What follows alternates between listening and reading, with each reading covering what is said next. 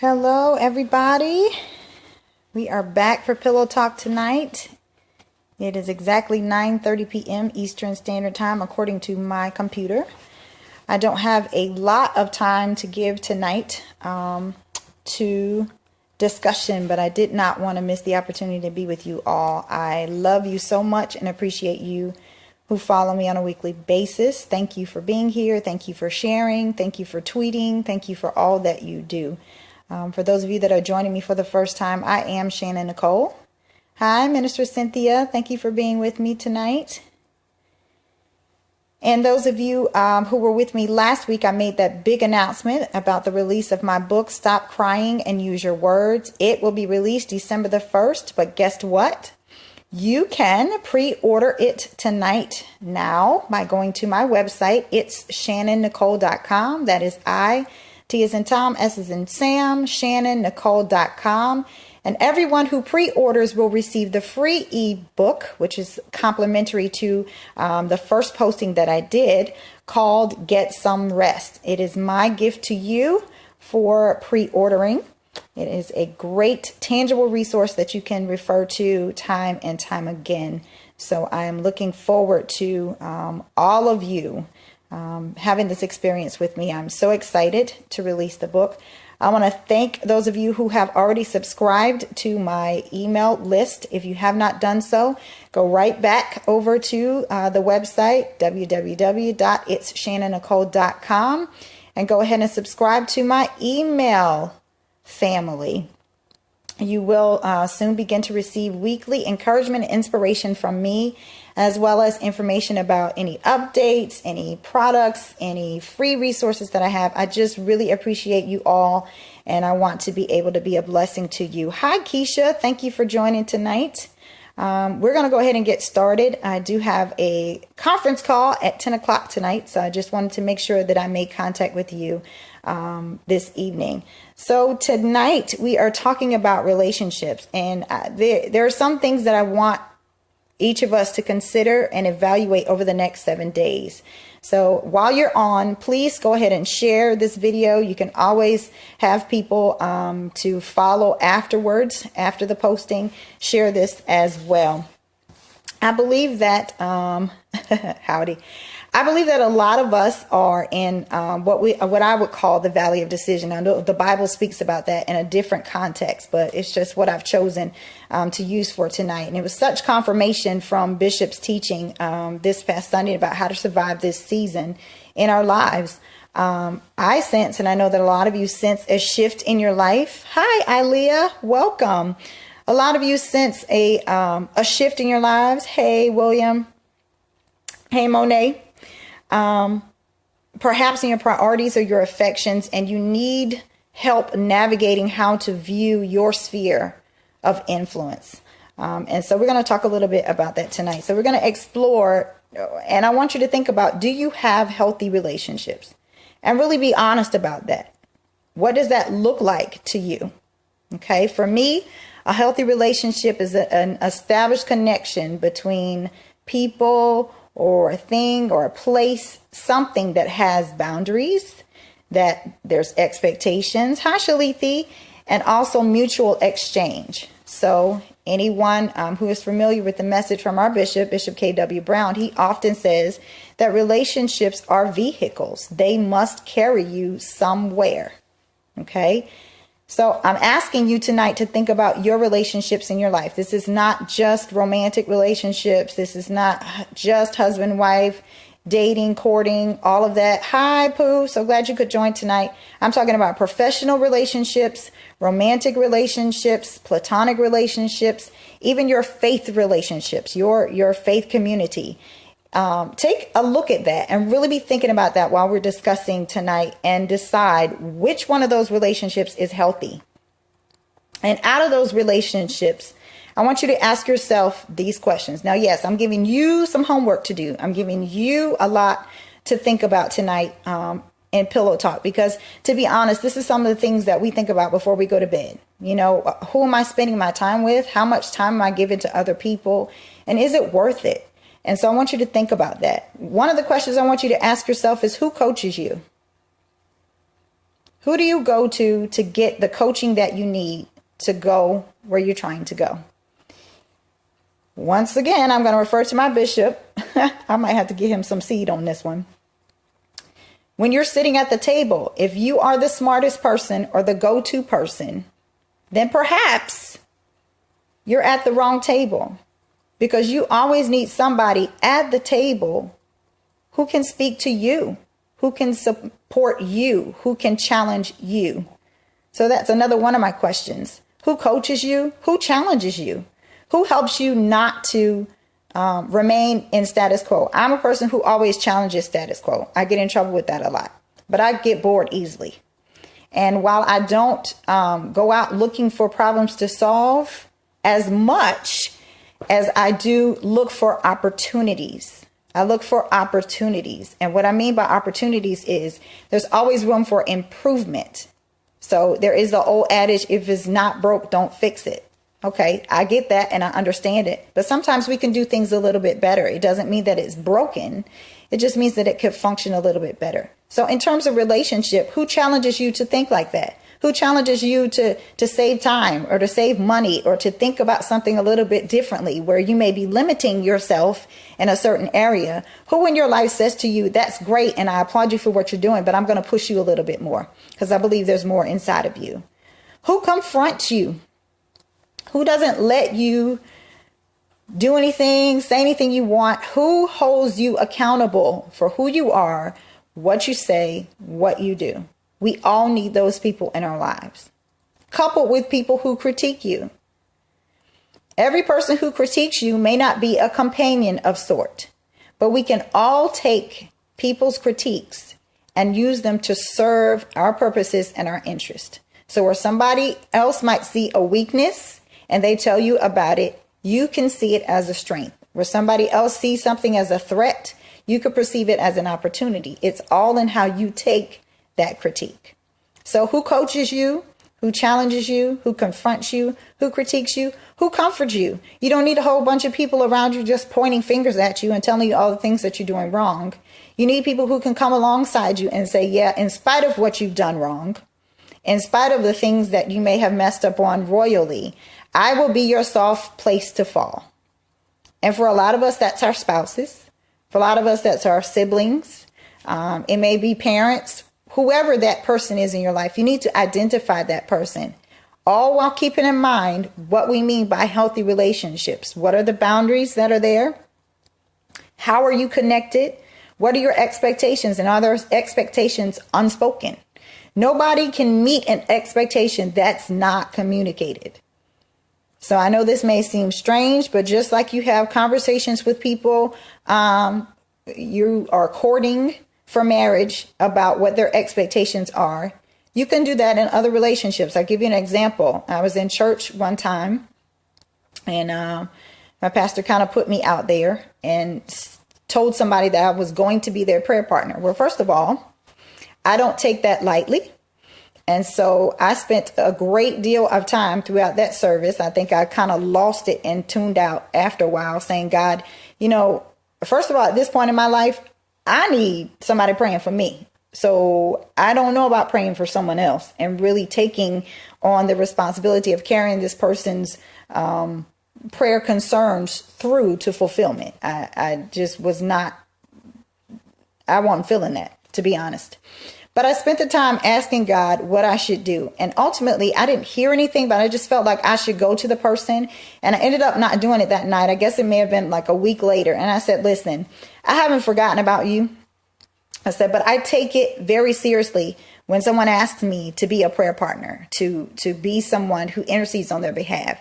I said, so I don't know what that looks like. What are your expectations? And to be honest, she had no clue.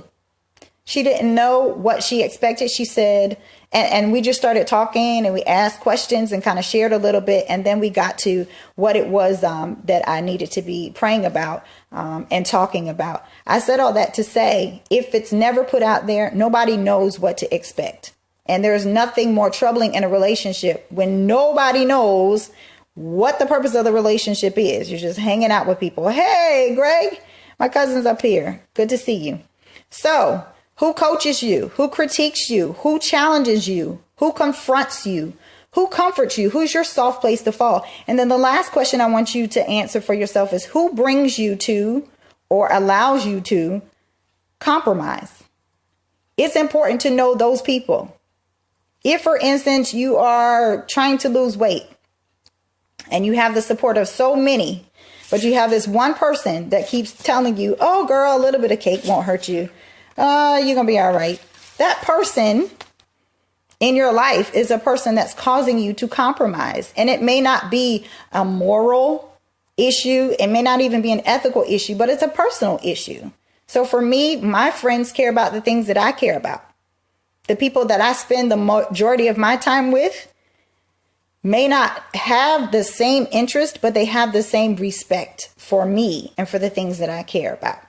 So you may have someone who is very musical in your sphere of influence, and then someone else who can't sing but has a general appreciation for music. You can still have a healthy relationship with that person. Why? Because they have regard for what you have regard for. Okay, so let's think about that. Who brings you to compromise? And you have to be honest with yourself. You may like hanging out with this person, but every time you let your hair down with this person, you go too far. And you need to be honest about that and take a look at that. So I gave you a little bit of homework defining what these healthy relationships look like. And if they're not healthy, being able to say, hey, this is not healthy for me. And thinking about who coaches you, who critiques you, who challenges you, who confronts you, who comforts you, and who brings you to compromise. Okay? I want us to understand that all healthy relationships are interdependent. Okay? So a healthy relationship should not look like mere imitation. You should not have people walking around little mini-me's unless they're your children, and even they have their own personality and their own way of expressing who you are in them. But healthy relationships are interdependent. The Bible says, hey, Miss Sharon, hi, Vivi. The Bible says that we who believe are parts to a whole. Ultimately, each one of us is contributing to the overall impact of Christ's body and what that impact is on the world. And so our relationships are interdependent. I said that because some people have a problem with saying a relationship should take you somewhere, because people feel like, okay, am I just in a relationship for what you can get out of me? No, it's mutual exchange.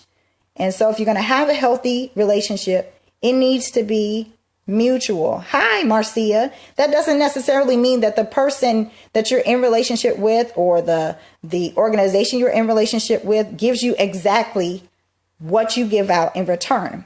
What I'm saying is you should be getting something out of it. So say, for instance, you may not have the same person be your soft place to fall in a relationship that you are to them, but they can be the person that confronts you. And I want us to be careful when we are classifying people or putting people in our little friendship and association boxes, that we don't write off people just because they're not giving us exactly what we give out to them. Okay, I'm a firm believer. I've been saying this for years, and I recently had it confirmed by a trusted source. So I feel like I can say it now. You may not always reap where you have sown, but you will definitely reap what you have sown. So just because the friend you're expecting to give back to you what you've given to them does not mean that they don't qualify to be in a relationship with you. It just means that they need to fit in a different category. Perhaps they are the person that God uses to critique you, the iron that sharpens iron. They may not be your soft place to fall. And you can't let that bother you. You can't let that make you feel differently about yourself or about your investment. Again, going back to the expectation, what are you expecting to get out of the relationship, and what can other people expect to get from you? Anybody that knows me, I'm the same all the time. And what that means is, that doesn't mean that I'm always happy or always sad or always depressed. That just means that you're going to get the same from me. I'm going to be direct. You don't get a whole lot of fluff with me. It just is what it is. And I am that person all the time. And so that's what people can expect to get from me. Do I have people in my life who give fluff and sugar-coated stuff? Yes. So my relationship with them is different simply because of how they are and what I can expect to get from them. It doesn't mean that they're not valuable. It just means that we need to put them in the proper place and proper priority. Okay. So then I have another question for you all. With regard to relationships, again, this could be professional. This could be where you work. This could be your married relationship. This could be with your kids. What are deal breakers for you? Excuse me. And then what are just matters of preference? I think sometimes our preferences block out the value of a potential God connection. And I want us to really think about that. Just because what you're expecting comes in a different envelope. Hey, Gabriel, it comes in a different package. We write it off so easily. I guess this refers a great deal to people who are single, not married yet. I can tell you, I made a list. I made several lists before Mr. Johnson came along about what I wanted in a mate. And what I meant,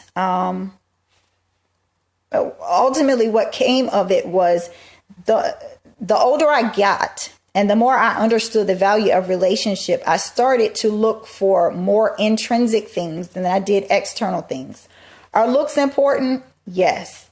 Is financial behavior important? Yes. Is the fact that, lots of things may be a preference for other people, but I want you to be cautious when you are evaluating your relationships, that you don't just write people off because they don't have some of the things that you prefer that they have. We have to realize, and there was a pastor that said this so much, and I don't know why I'm saying this because clearly I'm married, but I guess that gives me credit to say it. There was a pastor, Pastor Ed Brinson, that once said, you can either be a king breaker or a prince maker. So in other words, sometimes we are going for the gusto in our relationships and we are looking for perfection, and this person has to have all their stuff in line without looking at ourselves. So that's a good question to ask. What kind of relationship do you have with yourself that you are expecting someone to be at a certain level and you're not there? That goes back to expectation. I will say it again. Expectation, expectation, expectation. You have to examine it. The Bible says our hope and expectation comes from God. And I'm going to shoot a religious spirit right in the throat right now when I say this. There are a lot of people who think that God wants so much more from us than he actually does. And it's because we are so stuck on rituals and all these rules and all this kind of stuff. You know what? When you fall in love with him, your behavior changes automatically. It's impossible for you to get close to God and something about you not be different. Okay, so let's clear that off the table. Likewise, we have to have that same understanding when we're in relationship with other people. The longer you are together, some of those stuff that appears to be like pet peeves in the beginning, like you absolutely can't stand, it's not that you are compromising because you accept it. You just understand that that makes that person who they are. Good, bad, or indifferent. That's what makes that person who they are. And so expectations have to be examined, and for you to think about where you are, and just not forsake God connections over preferences, people. Deal breakers, definitely. Hi, Patty. Deal breakers, definitely. You should examine those. But some things are just not deal breakers. And I used examples, but your deal breakers could be different. Your preferences could be different. That's something for you to examine with your relationships.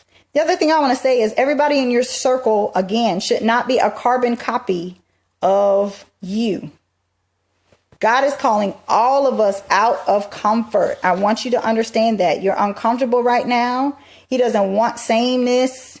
He doesn't want everybody walking around like a robot. He's challenging us to be different and accept different. You heard me correctly. Be different and accept different. And to challenge the status quo. I'm going to keep saying it. That's the kind of person I am. I challenge stuff that other people is calling good, You know why? Because all of us have experiences that could help someone else become better at what they do, and vice versa. Other people have other experiences. They come into a circumstance or situation that you're in and you think everything is cool. They have an outsider's perspective. It will behoove you to listen, because a lot of people have had experiences, hey, Yolanda, and have had circumstances and situations arise in their life where they've actually conquered some things. And just because you're in what you're in and you're comfortable doesn't mean that you should discard their experiences. So relationships is what we're talking about tonight. And we're talking about people who challenge us. We're talking about people who confront us. This is a take home. This is not intended for me to come up here and give you an answer. I want you to explore this. And over the next 7 days, when we come back next Tuesday, I want to hear from some of you about how examining and evaluating your relationships has changed your quality of life, because it can. Last thing I want to say, the last thing I want to say is to qualify your relationships. Don't quantify them. And again, in the world of social media, this can be quite a challenge, because yes, I count followers. It's important to me to know how many people are actually hearing my message. But I am smart enough to know that everybody who calls me friend is not a friend. That doesn't mean that they don't serve a purpose in my life. That just means that I am smart enough to know who I can call on for comfort, who I can call on for critique, who I can call on to confront me. Not everybody can handle everything about your life. And so it's important for you to qualify your friendships. Don't quantify your friendships. Okay? If your goal in life is to have 1 million friends, that's great, but you are going to be tired. You're going to be frustrated. You will probably be broke, and you will probably be confused, because relationships require a lot of work. And so if you're not willing to put in the work, you're going to just have a whole lot of people following you, a whole lot of people around you. You're standing in a room and you feel absolutely alone, deserted, because there's not one person amongst all those friends that you spent the time qualifying the relationship. So if I don't say anything else, didn't say anything else tonight that made sense to you, please note that somewhere. Qualify your relationships. Don't quantify them. And know that they all serve a great purpose.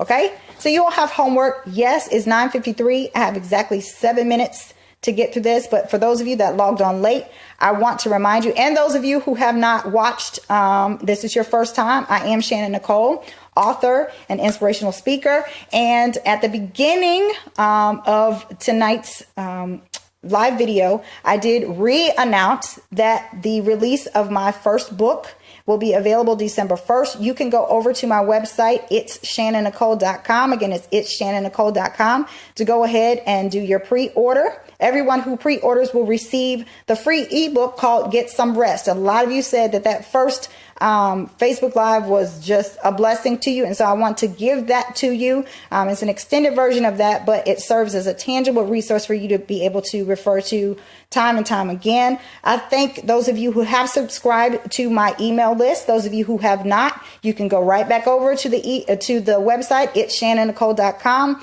and subscribe so that you can get updates. You can continue to receive free resources. And I want to connect with you. I want to connect with you often, every week, give you some inspiration, some motivation to help change the quality of your life. Continue to visit my website.